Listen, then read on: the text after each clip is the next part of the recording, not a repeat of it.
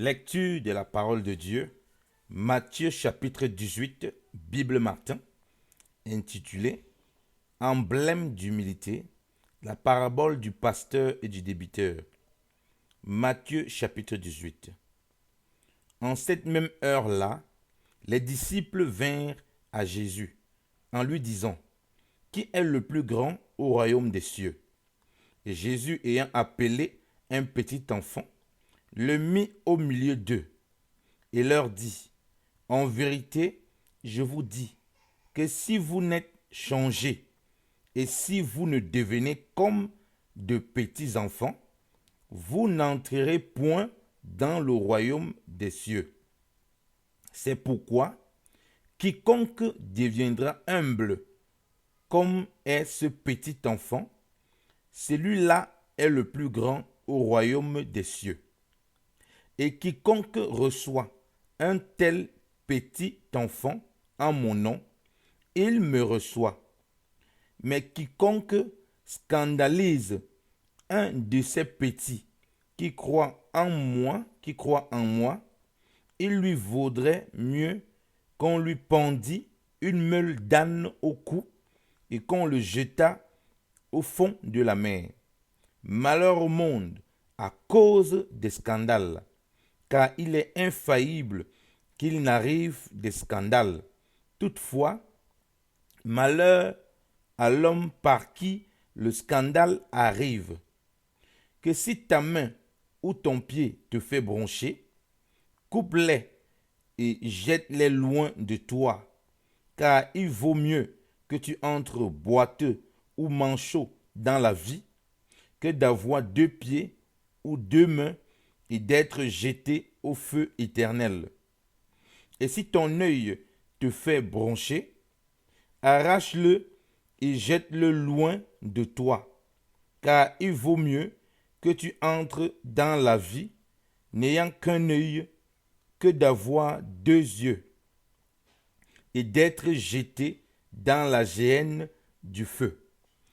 Prenez garde de ne mépriser aucun de ces petits, car je vous dis que dans les cieux, leurs anges regardent toujours la face de mon Père qui est aux cieux. Car le Fils de l'homme est venu pour sauver ce qui était perdu. Que vous en semble, si un homme a 100 brebis et qu'il y en ait une qui se soit égarée, ne laisse-t-il pas les 99 pour s'en aller dans les montagnes chercher celle qui s'est égarée?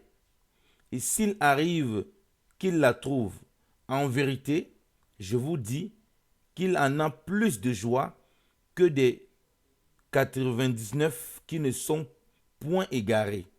Ainsi, la volonté de votre Père qui est aux cieux n'est pas qu'un seul de ces petits périsse. Que si ton frère a péché contre toi, va et reprends-le entre toi et lui seul. S'il t'écoute, tu as gagné ton frère. Mais s'il ne t'écoute point, prends encore avec toi 1 ou 2 personnes, afin qu'en la bouche de 2 ou de 3 témoins, toute parole soit ferme. Que s'il ne daigne pas les écouter, dis-le à l'Église, et s'il ne daigne pas écouter l'Église, qu'il te soit comme un païen et comme un péager. En vérité, je vous dis que tout ce que vous aurez lié sur la terre sera lié dans le ciel, et tout ce que vous aurez délié sur la terre sera délié dans le ciel.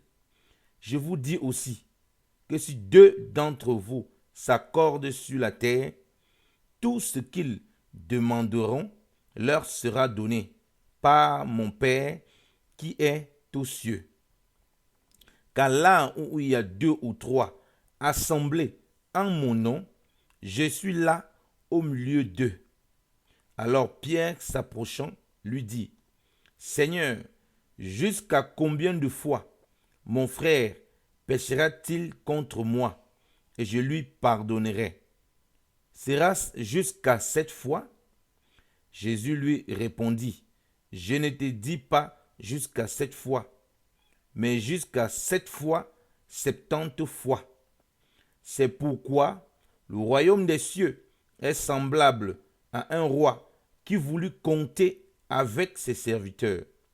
Et quand il eut commencé à compter, on lui en présenta un qui lui devait 10 000 talents. Et parce qu'il n'avait pas de quoi payer, son seigneur commanda qu'il fût vendu, lui et sa femme et ses enfants, et tout ce qu'il avait, et que la dette fût payée. Mais ses serviteurs, se jetant à ses pieds, le suppliaient en disant, « Seigneur, aie patience, et je te rendrai le tout. » Alors le Seigneur de ses serviteurs, touché de compassion, le relâcha et lui quitta la dette. Mais ses serviteurs, étant sortis, rencontrèrent un de ses compagnons de service, qui lui devait 100 deniers, et l'ayant pris, il l'étranglait en lui disant, « Paye-moi ce que tu me dois. » Mais son compagnon de service, se jetant à ses pieds, le priait en disant, « Aie patience, et je te rendrai le tout. » Mais il n'en voulut rien faire, et il s'en alla et le mit en prison, jusqu'à ce qu'il eût payé la dette. Or, ses autres compagnons de service, voyant ce qui était arrivé, en furent extrêmement touchés, et ils s'en vinrent et déclarèrent à leur seigneur tout ce qui s'était passé. Alors son seigneur le fit venir et lui dit, « Méchant serviteur, je t'ai quitté toute cette dette parce que tu m'en as prié. Ne te fallait-il pas aussi avoir pitié de ton compagnon de service, comme j'avais eu pitié de toi? » Et son seigneur, étant en colère, le livra aux sergents jusqu'à ce qu'il lui eût payé tout ce qui lui était dû. C'est ainsi que vous fera mon Père céleste si vous ne pardonnez de tout votre cœur chacun à son frère ses fautes. Amen. Parole du Seigneur. Amen.